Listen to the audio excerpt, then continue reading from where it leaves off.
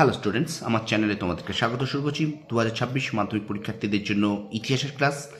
তোমাদের সামনে আমি পড়াচ্ছিলাম যেটা ছোট প্রশ্নের অধ্যায়ভিত্তিক এমসিকিউ রিভিশন। তো আমরা প্রথম অধ্যায় করেছি, দ্বিতীয় অধ্যায়ে প্রথম পর্ব করেছি, আজকে করব দ্বিতীয় অধ্যায়ের শেষ পর্ব, বৈশিষ্ট্য পর্যালোচনা। এই অধ্যায়টা থেকে আমরা শেষ পর্ব পড়ব, ঠিক আছে? তো আগের দিন আমরা কিন্তু 1 থেকে 28টা করেছিলাম, আজ 29 থেকে বাকিটা আমরা শেষ করব। তো চলো শুরু করি ক্লাসটি। প্রথম থেকে শেষ পর্যন্ত দেখবে, একটু স্কিপ করবে না। আর আমার চ্যানেল যদি নতুন হয়ে থাকে অবশ্যই চ্যানেলটাকে সাবস্ক্রাইব করো, পাশে থাকা বেল আইকনটি প্রেস করে রাখো, ঠিক আছে? চলো শুরু করি ক্লাসটি। শুরু করছি মাধ্যমিক 2026 ছোট প্রশ্নের অধ্যায়ভিত্তিক এমসিকিউ রিভিশন, ইতিহাসের দ্বিতীয় অধ্যায় থেকে শুরু করি, চলো।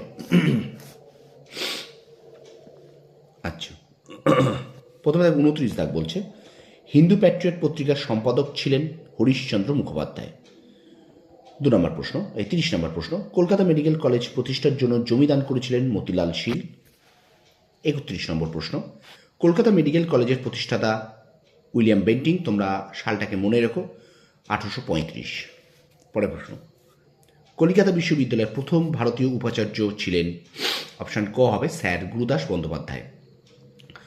ভারতের প্রথম পাশ্চাত্য শিক্ষার সূত্রপাত ঘটে বাংলায়। 34 দাগ, কলকাতা বিশ্ববিদ্যালয়ের প্রথম আচার্য ছিলেন লর্ড ক্যানিং। 35 দাগ, কলকাতা বিশ্ববিদ্যালয়ের প্রথম প্রেমচাঁদ রায়চাঁদ বৃত্তিপ্রাপক ছিলেন আশুতোষ মুখোপাধ্যায়। 36 দাগ, ভারতে পাশ্চাত্য শিক্ষা বিস্তারের ক্ষেত্রে বেমানান নামটি হলো কালীপ্রসন্ন সিংহ। এটা কিন্তু পর্ষদ নমুনা প্রশ্ন। আচ্ছা, পরের প্রশ্ন 37 দাগ, নববিধান প্রতিষ্ঠা করেন কেশবচন্দ্র সেন। 38 দাগ, দ্য রিফর্মার পত্রিকার সম্পাদক ছিলেন প্রসন্ন কুমার ঠাকুর। 39 দাগে দেখিনি, general committee of public instruction বা সাধারণ জনশিক্ষা কমিটি গঠিত হয় 1823 খ্রিস্টাব্দে। হিন্দু প্যাট্রিয়ট পত্রিকার প্রথম সম্পাদক গিরিশচন্দ্র ঘোষ।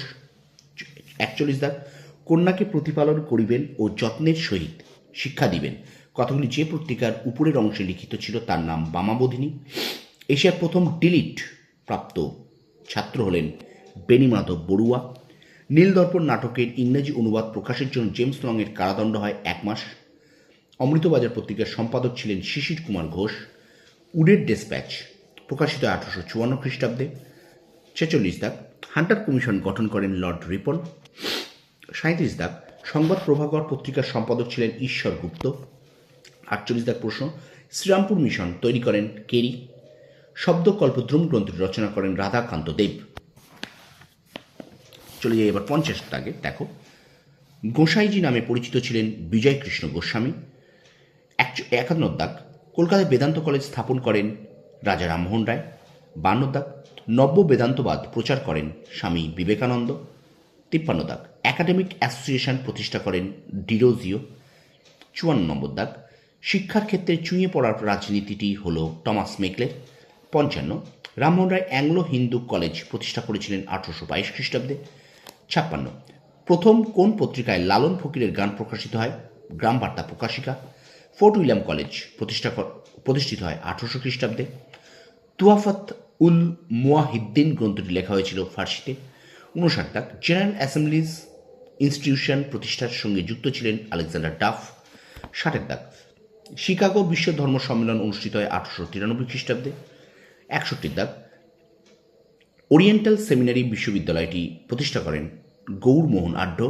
62, তত্ত্ববোধিনী পত্রিকার সম্পাদক ছিলেন অক্ষয় কুমার দত্ত।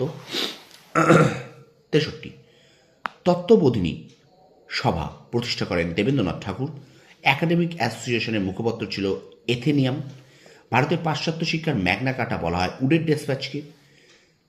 বিদ্যুৎ সাহিনী সভা প্রতিষ্ঠা করেন কালীপ্রসন্ন সিংহ। রেনেসাস শব্দটি হলো একটি ফরাসি শব্দ। নীলদর্পণ নাটকটি প্রথম ছাপা হয়েছিল ঢাকায়। 69, কলকাতা বিশ্ববিদ্যালয়ের প্রথম মুসলিম স্নাতক ছিলেন দেলোয়ার হোসেন আহমদ। এবং শেষ প্রশ্ন, রামমোহন রায়ের পরবর্তীকালে ব্রাহ্ম সমাজ পরিচালনা করেন দেবেন্দ্রনাথ ঠাকুর। তো এই ছিল ছোট প্রশ্নের অধ্যায়ভিত্তিক এমসিকিউ এর দ্বিতীয় অধ্যায়, ইতিহাসের শেষ পর্ব। তো ভিডিওটা একটু বেশি করে শেয়ার করে দাও। আমি বারবার বলছি, শর্ট প্রশ্ন যদি যত বেশি করে আসতে পারবে তার কিন্তু নাম্বার তত হবে, ঠিক আছে?